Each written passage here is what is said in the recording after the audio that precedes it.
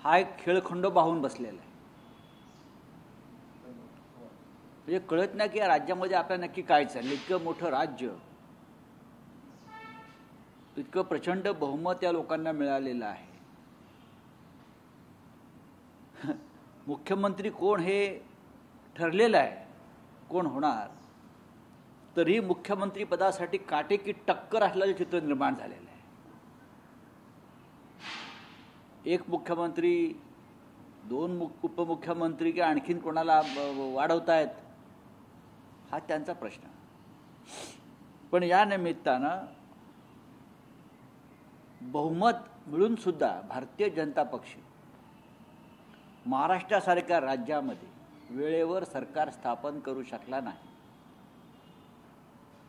अंतर्गत कुरबुरी असतील, त्यांच्या मित्रपक्षांच्या अंतर्गत कुरबुरी असतील, अनेक गोष्टीमुळे भारतीय जनता पक्षाला सुद्धा सरकार बनवताना महाराष्ट्रामध्ये कठीण जातं आहे। जर सरकार बनवताना कठीण जात असेल तर सरकार चालवण्याची गंभीर परिस्थिती यांच्यावरती कशा प्रकारे येऊ शकेल, आणि जो तो आपापल्या पद्धतीनं महाराष्ट्राची कशी लूट करेल याचा ट्रेलर आम्ही गेल्या 8 दिवसापासून पाहतो।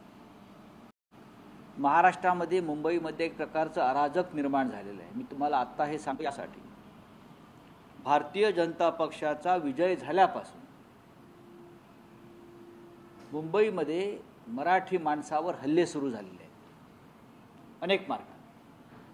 त्यांचे उद्योग, त्यांचा व्यापार, त्यांच्या नोकऱ्या, भाषा, मराठी बोलू नका मुंबईमध्ये अशा प्रकारच्या धमक्या दिल्या जातात। मराठी बोलायचं नाही, गुजराती बोला, मारवाडी बोला। ही मुंबई भाजपनं जिंकलेली आहे। म्हणजे कोणी जिंकली? भाजपनं जिंकली म्हणजे कोणी जिंकली याचा खुलासा होणं गरजेचं आहे।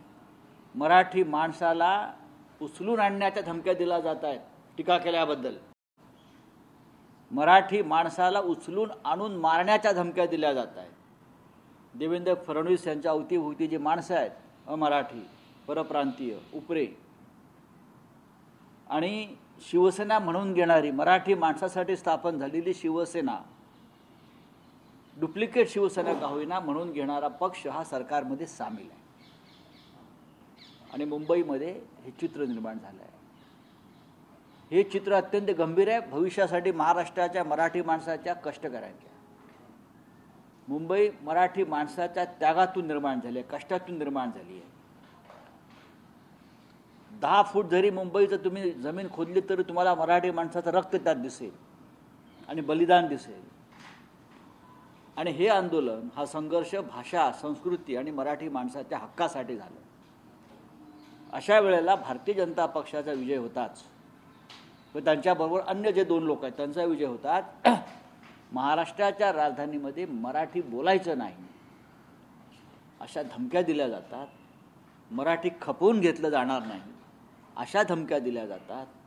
मराठी माणसांना ठार मारण्याच्या आणि मराठी माणसाला उचलून आणण्याच्या धमक्या दिल्या जातात। आणि या राज्याचे होणारे मुख्यमंत्री आणि गृहमंत्री हे सहन करतायत। ही अत्यंत लाजिरवाणी आणि दुर्दैवी गोष्ट आहे। मंगलप्रभात लोढांनी ट्विट केले त्या सगळ्या संदर्भात। ते म्हणतात की 2 गुजराती आणि मारवाडी विरुद्ध मराठी अशा पद्धतीचा वाद लावायचं काम केलं। कोणी वाद लावला? वाद कोणी लावला? आता अंगलट्यावरती वाद लावला का? वाद लावण्याचं काम, आगी लावण्याचं काम आपण केलेलं आहे। या निवडणुकीमध्ये गुजराती, मारवाडी, जैन बांधवांच्या संदर्भात वेगळी भूमिका घेऊन मराठी माणसाच्या विरुद्ध उभं करण्याचं काम ह्या लोकांनी केलं। मुंबईवरती मराठी माणसाचा पगडा पुसून टाकून तिथे मराठी माणसाच्या दुश्मनाच्या हातामध्ये या राज्याची राजधानी सोपवायची भूमिका कोणी घेतली? मला सांगा ना। आम्ही कशा इतके वर्ष आम्ही राहतोय ना, बाळासाहेब माननीय हिंदुहृदय सम्राट शिवसेना प्रमुख बाळासाहेब ठाकरेंच्या काळापासून मुंबईमध्ये आम्ही काम करतो आहोत। आणि तेव्हाही या मुंबईमध्ये सर्व बांधव राज्याचे राहत होते। मग हिंदी भाषिक असतील, गुजराती असतील, मारवाडी असतील, जैन असतील, सिंधी असतील, पारशी असतील, सगळे राहत आहेत ना। पण आम्ही अन्य भाषिकांना अशा प्रकारच्या धमक्या दिल्या नाहीत। मुंबईवर पहिला हक्क मराठी माणसाचा राहील आणि मग तुम्ही आमच्याबरोबर आमच्याशी जुळून घ्या, सांभाळून घ्या, सामावून घ्या, ही आमची भूमिका राहिली कायम. आज लोढा म्हणत असतील कोणी अन्य बिल्डर, आज मुंबई ज्या पद्धतीनं बिल्डरांच्या घशात घातली जाते त्या पैशातून आलेली ही मस्ती आहे. हे पण एक लक्षात ठेवा, विधानसभेत तुम्ही गैरमार्गाने आमचा पराभव केला असला तरी मराठी माणसाचं लढण्याचं बळ तुम्ही नष्ट करू शकत. सत्ता नसतानाही आम्ही मुंबई आणि महाराष्ट्रासाठी लढलो आणि यापुढे लढत राहू आणि महाराष्ट्राच्या दुश्मनांना धडा शिकवू. तुम्ही दुसऱ्या राज्यात दुसऱ्या देशातून उचलून आणण्याचा उल्लेख केला. गजाभाऊचे ट्विटर अकाउंट आहे त्या अनुषंगाने तुम्ही ते बोलत आहात का? कारण मोहित कंबोज यांनी देखील ट्विट आज सामनाचा अग्रलेख पुरेसा आहे त्यासाठी. आज त्या संदर्भात एक भूमिका मांडणारा गजाभाऊंसंदर्भात, गजाभाऊ हा मराठी माणसाचं प्रातिनिधिक नेतृत्व करणारा सोशल समाज माध्यमांवरची पात्र आहे बरं का. ती व्यक्ती कोणाला माहीत नाही, पण तो महाराष्ट्राचे मराठी माणसाचे प्रश्न मांडतो, भूमिका मांडतो. त्याच्यामुळे जर या संदर्भात जर कोणाच्या पोटात पोटसूळ उठला असेल तर त्याचा बंदोबस्त कोणी केला पाहिजे? त्याचा बंदोबस्त देवेंद्र फडणवीस यांनी केला पाहिजे, होणाऱ्या गृहमंत्र्यांनी केला पाहिजे. दिल्लीत इतक्या बैठका झाल्या, दोन्ही मित्र पक्षांकडनं देखील लॉबिंग करण्यात आलं. काल अजित पवार म्हणजे परवा दिवशी आले आहेत अजित पवार, अद्यापही त्यांच्याबद्दल कुठली बातमी नाही, शहांची त्यांची भेट झालेली नाही. मग मंत्रिपद का दिली जात नाहीत? का तुम्हाला काय बघा, हा त्यांचा अंतर्गत प्रश्न आहे. सरकार बनवणं, कोणाला काय देणं हे दिल्ली ठरवेल. पण जे काय सध्या लुटूपुटूच्या लढाया आपापसात सुरू आहेत त्या महाराष्ट्राच्या हिताच्या नाहीत. आमची भूमिका राज्यात सरकार यावं आणि राज्य चालावं. असंख्य प्रश्न निर्माण झाले. शेतकऱ्यांच्या प्रश्नापासून कष्टकऱ्यांचे, कामगारांचे, बेरोजगारांचे, महागाईचे अनेक प्रश्न महाराष्ट्रासमोर उभे आहेत. त्या संदर्भात येणाऱ्या सरकारनं तात्काळ पावलं उचलावीत ही आमची भूमिका आहे.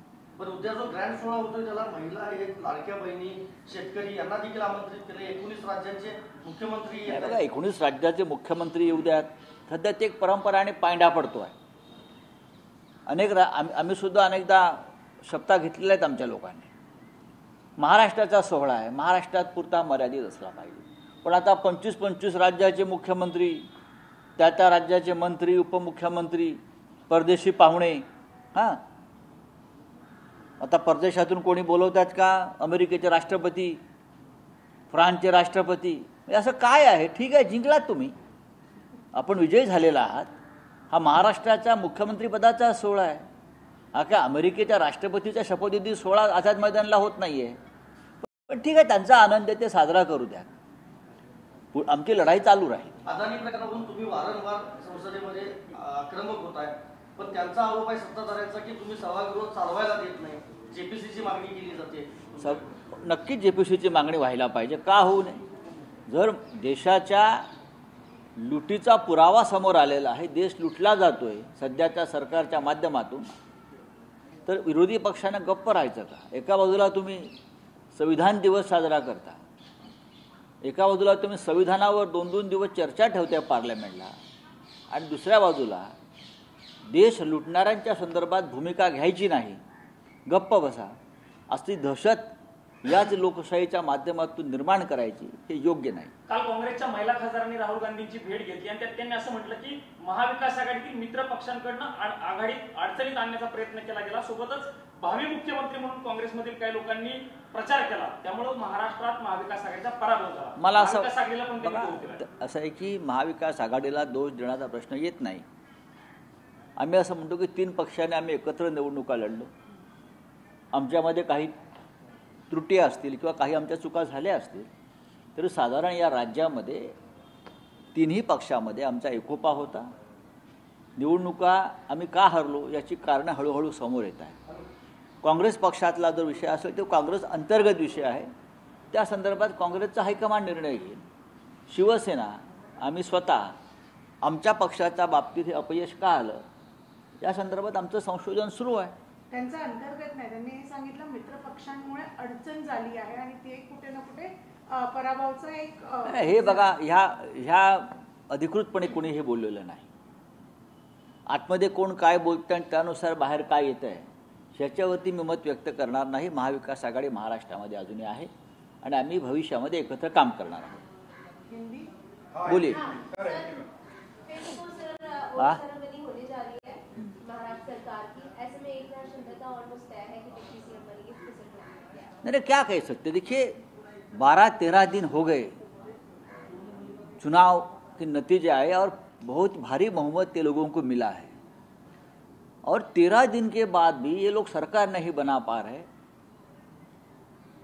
और आज आज़ाद मैदान पर शपथ ग्रहण का जो प्रोग्राम होगा उसमें प्रधानमंत्री जी वगैरह सब आ रहे हैं, लेकिन 13 दिन सरकार आप क्यों नहीं बना पाए. इतना भारी बहुमत, अब तक आपका नेता नहीं चुना है, अब तक आप राजभवन में सरकार स्थापने का दावा नहीं किया है, आपको अब तक न्योता नहीं आया है. ये सब जो बातें हैं ये बहुत ही रहस्यमय है. अगर सरकार बनाने में इतनी दिक्कत आपको अभी आ रही है बहुमत होने के बावजूद, तो सरकार आप कैसे चला पाओगे. हम तो महाराष्ट्र के हित की बात करेंगे. सरकार आएगी, सरकार चलेगी, उनके पास बहुमत है, चाहे किसी भी तरीके से बहुमत लाया होगा उसने, लोगों के जो समस्या है उनको छुटकारा मिलेगा, चाहे किसान हो चाहे बेरोजगार हो. लेकिन आप सरकार क्यों नहीं बना पा रहे 13-14 दिन, उस बारे में आपको जनता को जवाब देना पड़ेगा. आज भी चल रहा है, अंदर के अंदर धुस-फूस चल रहा है. मैं बता रहा हूँ अभी भी सब ठीक ठाक नहीं है. अभी भी एक दूसरे के ऊपर मांगे थोप रहे हैं, ये चाहिए वो चाहिए वो चाहिए.